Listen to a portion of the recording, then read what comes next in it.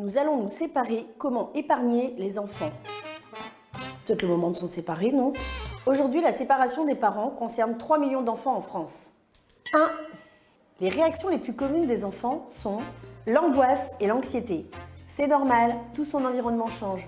Son cadre de vie, son quotidien, la disponibilité de ses parents qui sont pris dans leur affect et dans leur réorganisation personnelle. Plus vous serez attentif à tous ces éléments, moins il sera angoissé. C'est bon mon loulou, t'as tout mis? Tu le retrouveras dans la prochaine maison. Le sentiment de perte. Avant tout, il perd ses repères affectifs et se pose de nombreuses questions. Si mes parents se séparent l'un de l'autre, est-ce qu'ils peuvent se séparer de moi? Comment est-ce que je vais faire pour les aimer séparément? Mais il perd aussi ses repères, ses habitudes et dans certains cas, un certain confort matériel. Le déni. Ce déni durera plus ou moins longtemps.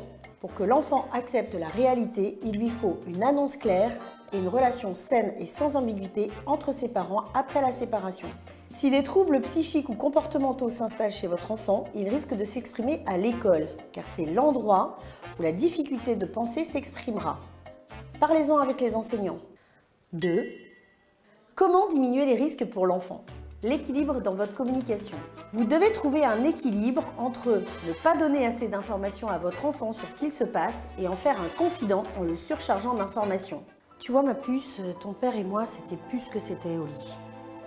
Enfin bon, t'as 8 ans, tu comprendras plus tard. Parlez-lui simplement et permettez-lui d'exprimer ses chagrins et ses peurs. L'annonce de la séparation. Vos enfants ont besoin d'être rassurés sur la suite.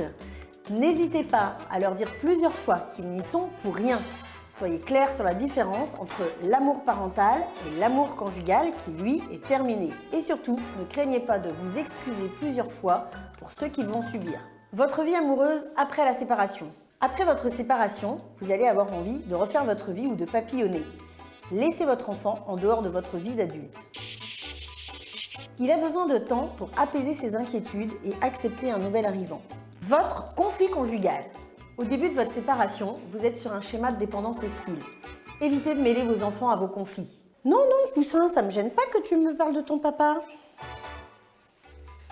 Plus vite vous sortirez de ce schéma, plus il sera aisé pour votre enfant de retrouver ses repères affectifs. Pour conclure, gardez à l'esprit cette phrase. On ne reste pas ensemble à cause des enfants et on ne se sépare pas non plus pour leur bien. Votre séparation reste dans votre champ conjugal. Essayez un maximum de l'extraire de votre rôle parental.